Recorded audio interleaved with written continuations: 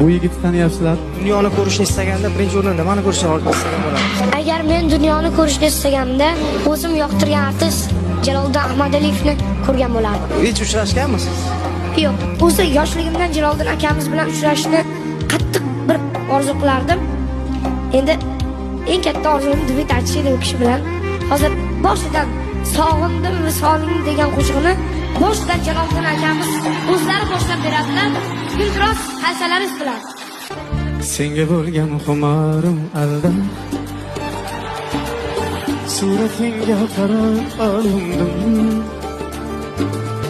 Bilsang yurak qilmoqda talab, bugun seni juda sog'indim. Hasratimga dengizlar guvoh, osmondagi yulduzlar guvoh.